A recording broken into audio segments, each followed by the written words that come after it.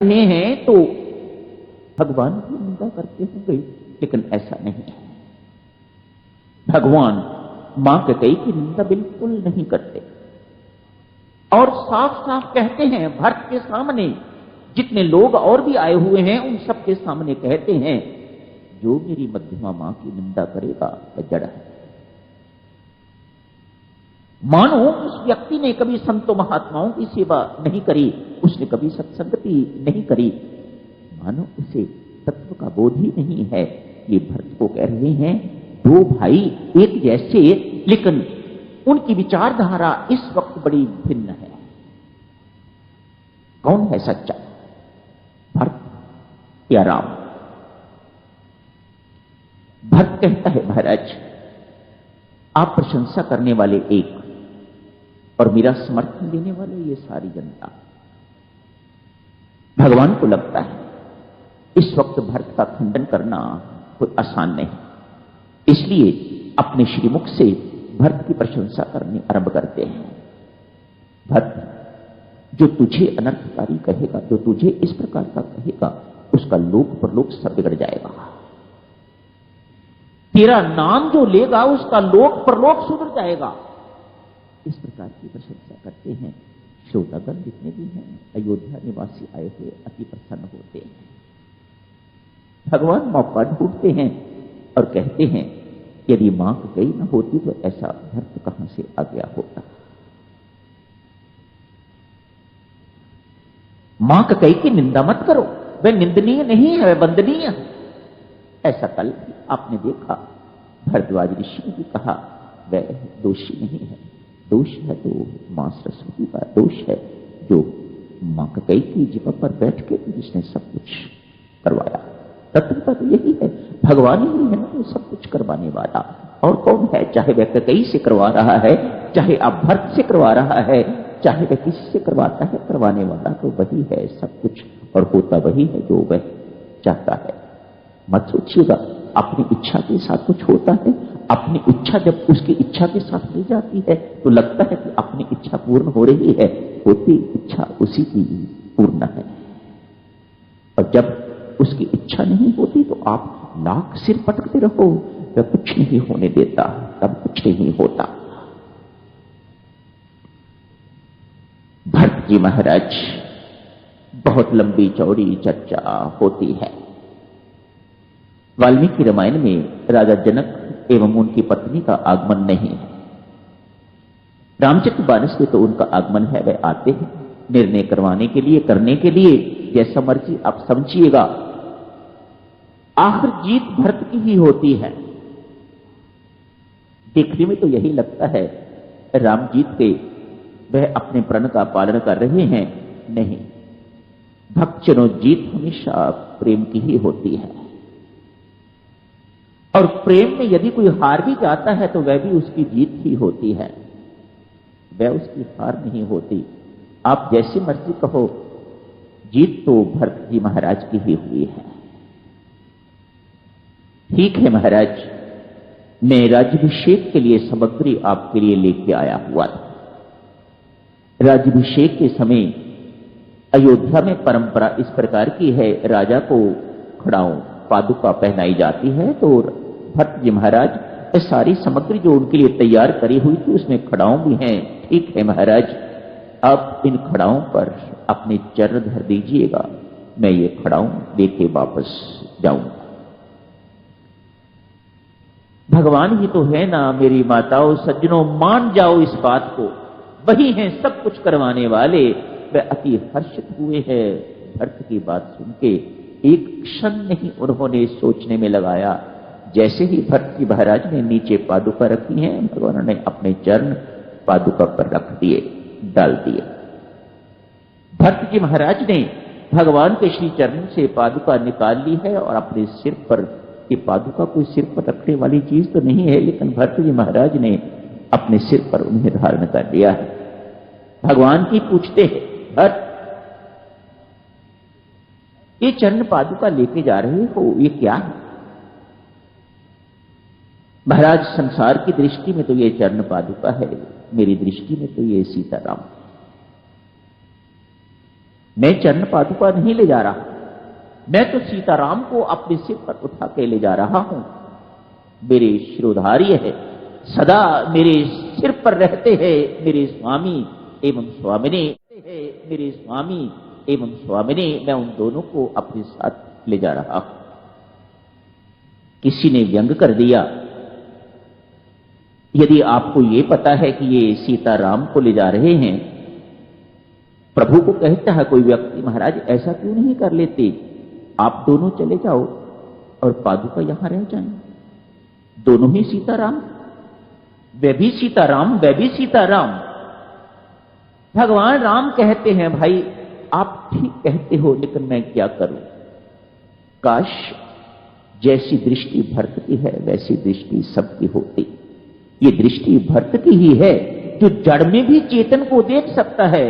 हमें तो चेतन में राम दिखाई नहीं देता, तो जड़ में कहां से दिखाई देगा।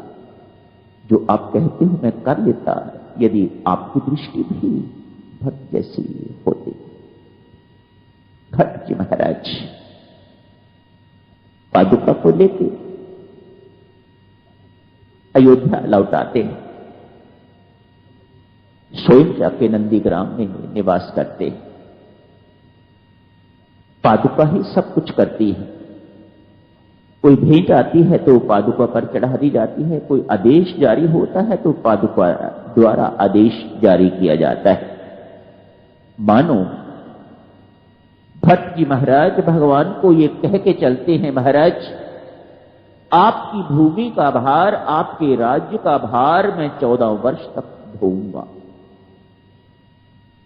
शब्दों पर ध्यान दो, भरत जी महाराज कितने स्पष्ट हैं। आप जैसे ही 14 वर्ष पूरे हुए, यदि आप ना आए तो आप जानते हो महाराज मैं क्या करूंगा। माताओं सज्जनों, एक थोड़ी सी बात और स्पष्ट करो। भरत जी महाराज की भूमिका जैसे लक्ष्मण जी महाराज की भूमिका रामायण में गुरु की है, आचार्य की है, वे राम को भी उपदेश देते हैं। भरत जी महाराज की भूमिका श्री रामायण जी में एक वैद्य की भूमिका है, एक डॉक्टर की भूमिका है। भगवान राम मां कैकेयी की भूरी भूरी प्रशंसा करते हैं। क्यों? वे उन्हें मां मानते हैं। भरत जी महाराज उतनी ही उनकी निंदा करते हैं, उतने ही कटु शब्द उनके प्रति बोलते हैं। क्यों? वे एक वैद्य होने के नाते एक रोगी को देख रहे हैं। मेरी मां इस वक्त रोगी है। क्या रोग लगा है इसे? ममता का रोग लगा हुआ है। अध्यात्म ममता को खुजली से कंपेयर करता है। ये मानस रोग जो हैं, अध्यात्म उनको उनकी तुलना जो है किसी की खुजली के साथ करता है, किसी की वात के साथ, किसी की पित्त के साथ, इत्यादि इत्यादि, किसी की कफ के साथ इसकी तुलना खुजली के साथ की जाती है। आप जानते हो खुजली वहां होती है जहां जगह गर्म होती है और गीली होती है। भरत जी महाराज इस बात को बहुत अच्छी तरह से जानते हैं।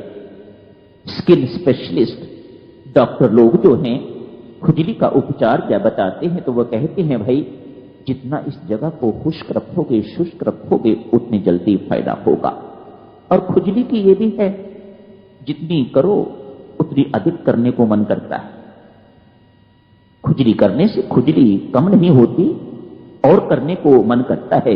ममता का भी बिल्कुल ऐसा ही स्वभाव है, वह भी बढ़ती जाती है, वह कभी कम नहीं होती, जितनी मर्जी उसको बढ़ा लो।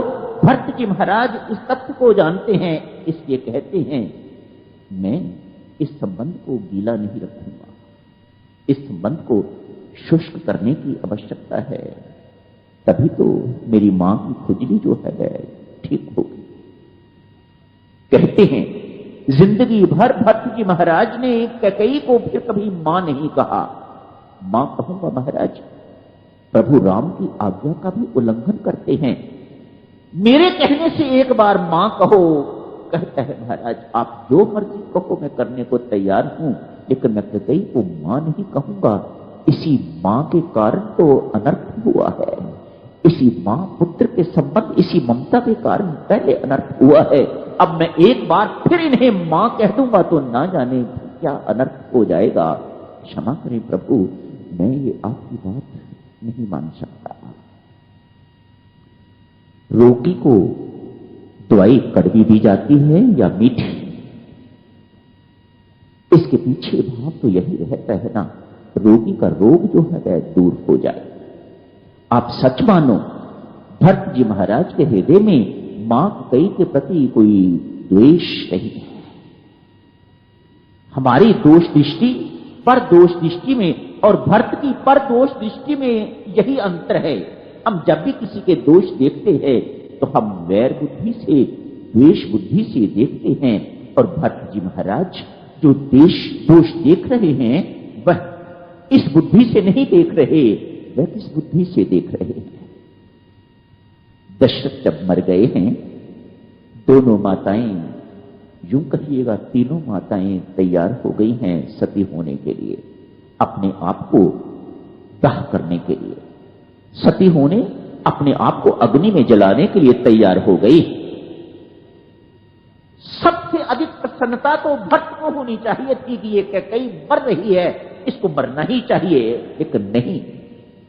जहां मां कौशल्या को रोका है, उनके पांव पकड़े हैं, सुमित्रा को रोका है, उनके पांव पकड़े हैं, मां कैकेयी के भी पांव पकड़े हैं। नहीं, जो पाप तूने किया है उसका प्रायश्चित अग्नि में जलने से नहीं, उसका प्रायश्चित पश्चाताप की अग्नि में जलने से होगा। मैं तुझे मरने नहीं दूंगा। कोटि कोटि प्रणाम भक्तजन, नत वंदना आप सबको।